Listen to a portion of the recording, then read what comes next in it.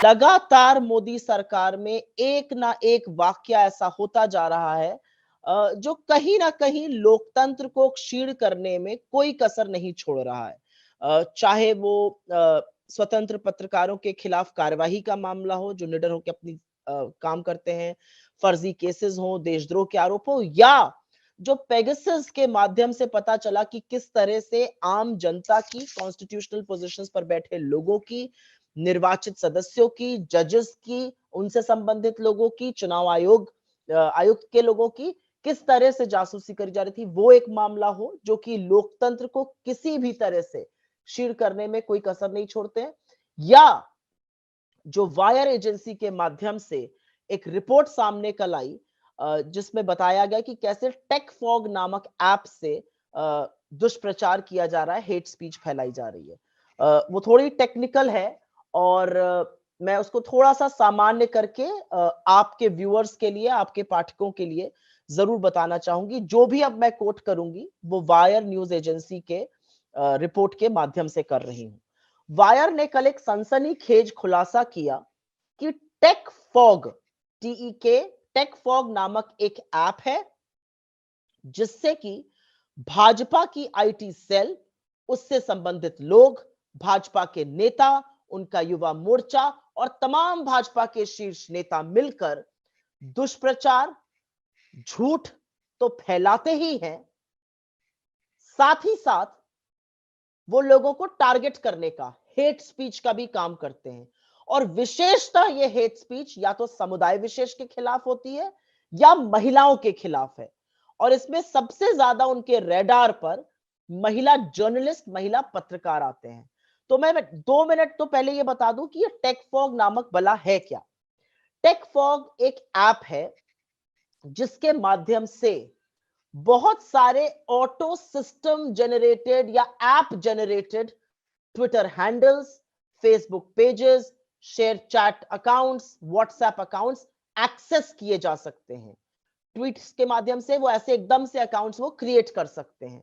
इसकी कोई भी डिजिटल फुटप्रिंट नहीं रहती है और इन्होंने तमामों ट्रेंड को चलाने में बड़ी कारगर भूमिका निभाई है। तो स्वतः ये आप हैंडल्स क्रिएट कर सकते हैं, ये सिस्टम जनरेटेड होते हैं, इसमें ओटीपी तक की जरूरत नहीं होती है और इसीलिए ये बहुत खतरनाक एक वाक्या है। ये सिस्टम जनरेटेड हैंडल्स फिर भाजपा की मदद करते हैं कोई भी ट्रेंड चलाने में। वो ट्रेंड, जैसे मैंने आपसे कहा, कुछ महिला पत्रकारों के खिलाफ हो सकता है, महिला समुदाय के खिलाफ हो सकता है, किसी धर्म समुदाय के खिलाफ हो सकता है, वो कांग्रेस पार्टी के खिलाफ हो सकता है। वो जो मनचाहा झूठ परोसना चाहे उसका नैरेटिव बनाने में ये जो टेक फॉग नामक बला है ये मदद करती है। ये जबरदस्त तरीके से हेट स्पीच फैलाती है। मैं इसके 3 वाक्य आपके सामने रखना चाहती हूँ। आप सबको याद होगा कि कैसे चिलचिलाती हुई धूप में, पैरों में छाले लिए हुए इस देश में चुनी हुई सरकार ने पिछले साल श्रमिकों को अपने घर चलने को मजबूर किया। जब सोनिया गांधी जी ने, जो कांग्रेस की अध्यक्ष हैं, उन्होंने कहा कि हम इनका खर्चा वहन करेंगे, उस दिन इस टैग फॉग की मदद से एक ट्रेंड चलाया गया था हैशटैग करके, कांग्रेस अगेंस्ट लेबरर्स। और ये सारी डिजिटल फुटप्रिंट आपको बयां करती है। रात को 3 बजे उत्तर प्रदेश में झूठ परोसने के लिए कर्मयोगी चलने लगता है। जब कोरोना हो रहा था तो तबलीगी जमात को बदनाम करने के लिए और एक दुष्प्रचार एक समुदाय विशेष के खिलाफ करने के लिए फिर टेक फॉग का इस्तेमाल हुआ था। तमामों विमेन जर्नलिस्ट को गंदी गंदी गालियां, भद्दी गालियां देने के लिए टेक फॉग का प्रयोग होता है। कई बार अगर आप एक ट्वीट करते हैं और अगर आप सरकार के खिलाफ थोड़ा बोल दीजिए तो आपके रिप्लाईज में, आपके रिस्पॉन्सेज में तमामों अनर्गल अनर्थक बातें, अभद्र टिप्पणियां, आपको जान की धमकी, सेक्सुअल कॉनोटेशंस, ये सारे काम टेक फॉग जो बला है वो करती है, जिसको भाजपा की आईटी सेल, भाजपा के नेता संरक्षण देके चलवाते हैं। अब यहां पर यह बताना जरूरी है कि भाजपा का इससे क्या लेना देना है। इस टेक फॉग के मैनेजर देवांग दवे नाम के एक सज्जन हैं। देवांग दवे नाम के वही सज्जन फडणवीस जी के ऑफिस में काम करते थे। वो भाजपा की आईटी सेल में थे। अभी थोड़े दिनों पहले तक वो भारतीय जनता पार्टी के युवा मोर्चा के national social and media head थे।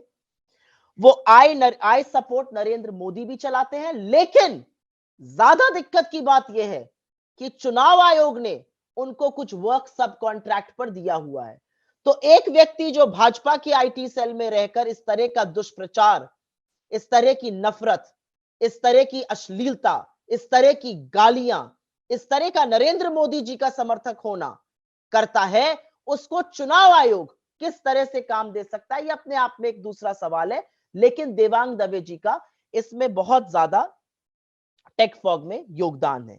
टेक फॉग की गड़बड़ी क्या है? टेक फॉग की सबसे बड़ी गड़बड़ी यह है कि आपको पता ही नहीं चलता उनका सर्वर कहां है, क्योंकि इसको जियो रेप्लिकेटेड सर्वर बोलते हैं। वो कभी एक कंप्यूटर से दूसरे कंप्यूटर पे ट्रांसफर होता है। बहुत सारी लोग इस इंफॉर्मेशन को एक्सेस करते हैं। इस इंफॉर्मेशन को एक्सेस करने वाले लोगों में भारतीय जनता पार्टी है, उसका युवा मोर्चा है, भाजपा के तमामों नेता हैं।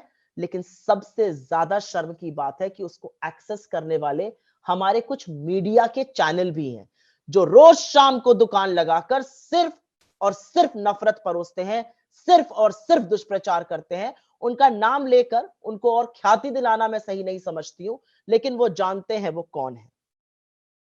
इसमें एक और समस्या की बात है, और वो समस्या की बात यह है कि ये सिर्फ ट्विटर अकाउंट्स या फेसबुक तक ही सीमित नहीं है, ये आपके व्हाट्सएप पर भी कब्जा कर लेता है। आपके व्हाट्सएप पर, अगर आपने व्हाट्सएप अनइंस्टॉल कर दिया अपने फोन पर, तो इसका पास उसका कब्जा है। जिन लोगों को इंटरव्यू किया वायर ने तथाकथित तौर से, उन लोगों ने बोला कि उनके पास ऐसे अकाउंट से मैसेजेस आए जिन्होंने व्हाट्सएप इंस्टॉल ही नहीं किया था। तो ये व्हाट्सएप से आपकी पूरी कॉन्टैक्ट लिस्ट, आपके लोगों को मैसेज भेजने का पूरा काम कर सकता है। शेयर चैट के माध्यम से जिन लोगों ने अपना शेयर चैट अकाउंट कुछ दिनों से यूज नहीं किया था, उन्होंने वायर को बताया कि उनके अकाउंट्स भी इस लिस्ट में आए। ये शेयर चैट के अकाउंट्स को भी हैक करके रीजनल लैंग्वेजेस में भाजपा के द्वारा परोसा हुआ आधा सच पूरा झूठ टेस्टिंग होती है इसके माध्यम से। लेकिन सबसे ज्यादा दिक्कत तलब बात यह है कि परसिस्टेंट सिस्टम्स नाम की जो कंपनी है, और जिनके प्रमुख श्री देशपांडे जी, आनंद देशपांडे जी, यूआईडीआई की गवर्निंग बॉडी में हैं, जो कि एक्चुअली भारत का नेशनल हेल्थ डेटा मिशन को डेवलप करने में मदद कर रही है कंपनी, जिनके पास हेल्थ रिकॉर्ड्स हैं सारे, उसका भी टेक फॉग से लेना देना है। और वायर ने अपनी स्टोरी में बताया है कि कैसे उनके पास से कुछ डॉक्यूमेंट्स परसिस्टेंट सिस्टम्स के लोगों के माध्यम से मिले, सूत्रों के माध्यम से, जिन्होंने ये बताया कि परसिस्टेंट सिस्टम, जो कि भारत का आधार का काम भी देख रहा है, नेशनल हेल्थ मिशन भी देख रहा है, यूआईडीआई में उनके गवर्निंग बॉडी में उनके प्रमुख भी हैं, उनका भी टेक फॉग से काफी लेना देना है, काफी अंतरंग संबंध है। शेयर चैट का जो इन्वॉल्वमेंट है वो भी अपने आप में सवाल उठाता है। मैंने दो कॉर्पोरेट्स का नाम लिया, एक परसिस्टेंट सिस्टम, एक शेयर चैट। शेयर चैट एक इंडियन स्टार्टअप है। इस स्टार्टअप का क्या दुरुपयोग किया जा रहा है? क्या वो जानबूझकर इसका पार्ट है? क्योंकि ये ट्विटर और स्नैपचैट द्वारा फंडेड प्रमोटेड एक ऐप है, भारत का ऐप है, तो ये भी स्पष्टीकरण आना जरूरी है। मुझे ऐसा लगता है कि जिस तरह से औरतों के खिलाफ दुष्प्रचार, और शायद एक औरत होने के नाते मैं इस पब्लिक प्लेटफॉर्म से उन शब्दों का प्रयोग नहीं करूंगी जिनके बेसिस पर कॉन्टैक्ट लिस्ट टेक फॉग ने बनाई हुई है। जैसे आप लोग अपने फोन पे कई बार ब्रॉडकास्ट लिस्ट बनाकर लोगों को मैसेज भेजते हैं, वैसे टेक फॉग के पास सेग्रीगेटेड लिस्ट बनी हुई हैं, जिनके माध्यम से वो लोगों तक पहुंचकर अपना मैसेज भेजते हैं। ये सेग्रीगेशन सोशल मीडिया प्लेटफॉर्म्स का भी है, व्हाट्सएप्स का भी है, शेयर चैट्स का भी है, उसमें तमामों सेग्रीगेशन है। I feel ashamed to say this, that one of the segregation is women with large breasts. That is how that is how vile, that is how demeaning, that is how corrupt this whole system really is, in which the BJP is absolutely conjoined, absolutely involved. तो सरकार की जो संलिप्तता है वो पूरी तरह से साफ हो चुकी है, क्योंकि भारतीय जनता युवा मोर्चा, भारतीय जनता पार्टी के सदस्य, उनके आईटी सेल के सदस्य, वो सब इसमें सम्मिलित हैं। तो हमारी अंत में कुछ मांगे हैं और कुछ सुझाव हैं। हमारी पहली सवाल तो यह है कि इतनी बड़ी रिपोर्ट आने के बाद भारत सरकार चुप क्यों है? पेगासस में भी आप चुप रहे, पेगासस में आपने नरगल बातें करी, आज सुप्रीम कोर्ट उसकी तफ्तीश कर रहा है कमेटी बनाकर।